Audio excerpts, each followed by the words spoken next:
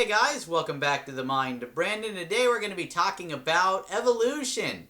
Is it just bullshit? Now, the inspiration for this video is a conversation that I was in several years ago, actually, with a coworker at a pizza restaurant that I used to work at.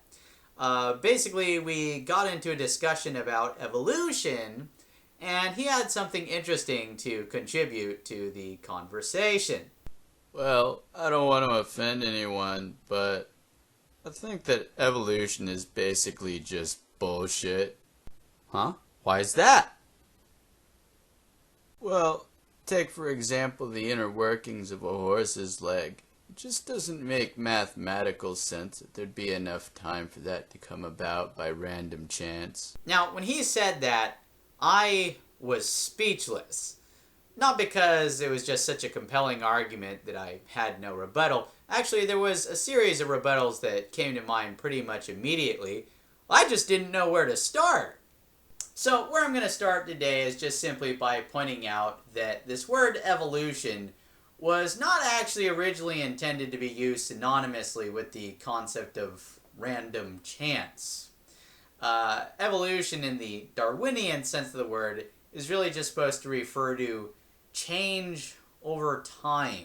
And the reason I mention this is because he's right. It really doesn't make sense for a horse's leg to come about the way that it does by random chance. The reason a horse's leg turns out the way that it does is because a horse is a horse, of course. And by that what I mean is that a baby horse has a mommy horse and a daddy horse, and there's of course grandma horses and grandpa horses, or in other words, it's genetically pre-programmed that a horse's leg is going to turn out the way that it does, because it's really just inheriting traits from earlier generations. Now, don't get me wrong, no two horses are exactly alike. There's going to be genetic variation from horse to horse. It's usually not going to be all that noticeable, though.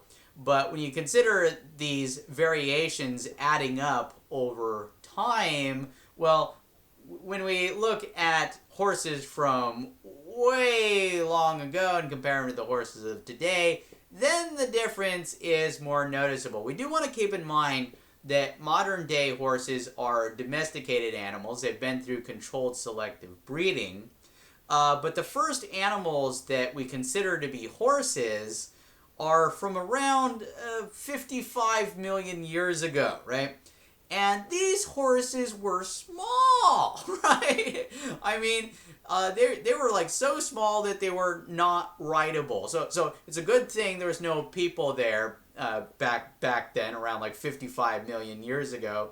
Because if anyone tried to ride one of these horses, that horse would not be having a good day. But yeah, these horses didn't even have hooves yet! This is Hyracotherium, also known as Eohippus, or the dawn horse. Standing at a height of only 8 inches from ground to shoulders, this little proto-horse was only about the size of a small dog. Clearly in transition from one sort of animal to another, the Eohippus had 4 toes on each of its front feet, but only 3 toes on each of its back feet. The Eohippus has been found in Asia, Europe, and North America. Fast forward to around 34 million years ago, its descendants are found only in North America. This is Mesohippus. Standing at around 2 feet tall from ground to shoulder, the Mesohippus is like a larger version of the Eohippus, with only 3 toes on all of its feet, the middle toes being larger than all the other ones. Skipping some less notable transitional fossils, we fast forward to around 15 million years ago to meet Merychippus. Standing at 3 feet tall from ground to shoulder, Merychippus was slightly larger than the Mesohippus. It still had 3 toes on each foot, with the middle one being larger than all the others. But this time the middle toes bear the entire weight of the horse, whose smaller toes don't even touch the ground. And of course, the horses of the modern day don't even have the extra toes anymore. So, horses and their legs are actually a good place to look for evidence supporting evolution. And let's keep in mind that those horses got those legs from even earlier mammals, which got them from earlier vertebrates, etc., right? Dinosaurs had legs. Dinosaurs go back over 200 million years, right? But even before the dinosaurs, there were animals that had legs.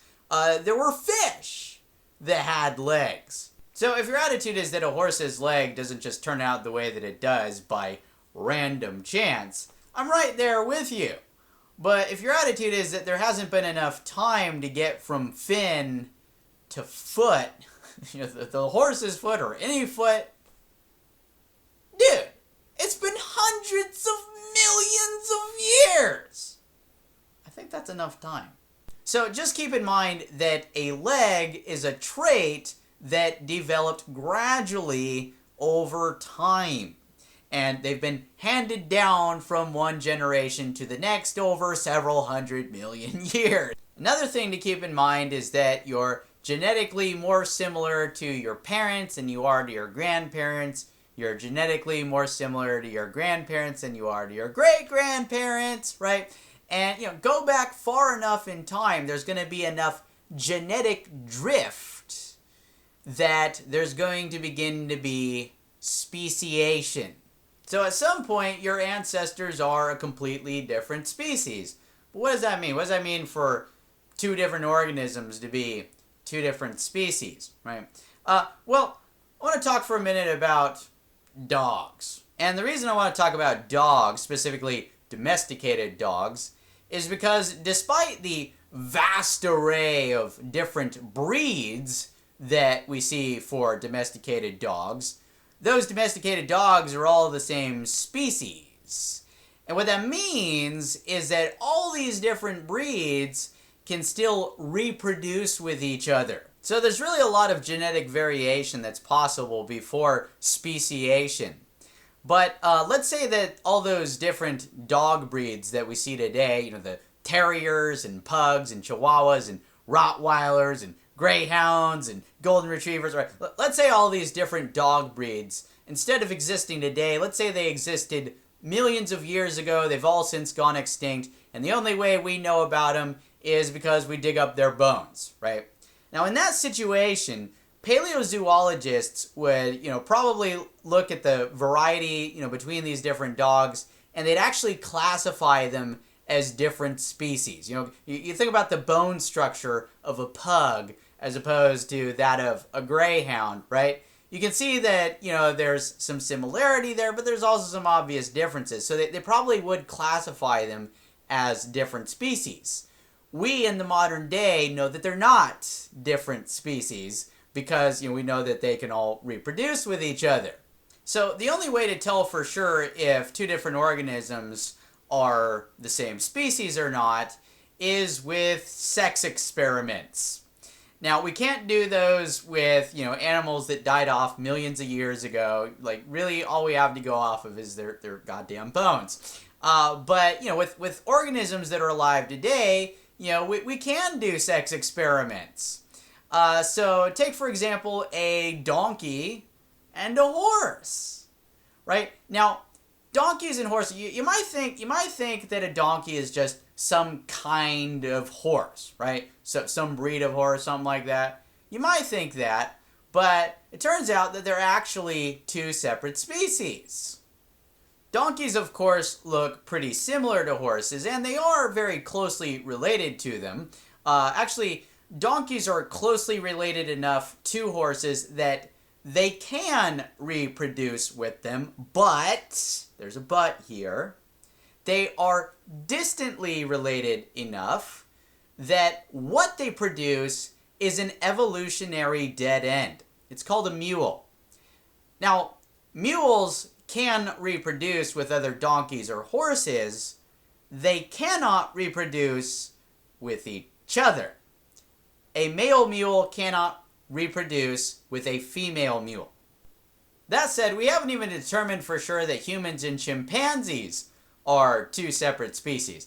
We think they are, but we don't really know because we haven't done the sex experiments. I mean, who would want to, right? But theoretically, the way that this would go, if we're doing these sex experiments, you get a bunch of male humans and a bunch of female chimpanzees, and, well, basically you could have these male humans start having sex with these female chimpanzees, or, you could resort to attempts at artificial insemination. That you could do that too, right? And so, if none of these chimpanzees get pregnant, then that would pretty much confirm our suspicions that humans and chimpanzees are two separate species. No one would really be too surprised by that, right? But what if some of these chimpanzees actually wound up pregnant? Well, that by itself wouldn't actually determine that humans and chimpanzees are the same species. What you'd want to look at is, can the offspring reproduce with each other? Can a human-chimpanzee hybrid reproduce with other human-chimpanzee hybrids? If they can, then humans and chimpanzees are the same species. That would be a really controversial finding, right? But I wouldn't really expect that to happen. But, if it did, you could certainly expect to see a rise in chimpanzee rights. Alright, guys, that's it for this video. I hope you all enjoyed it. If you did, please give it a thumbs up. Maybe share it with other people. If you're interested in watching my future videos, please subscribe to my channel if you haven't already. Don't know what I'll be doing my next video on, so go ahead and leave comments down below giving me suggestions. I hope to see you all there. Thank you for watching. Peace, and have a good one.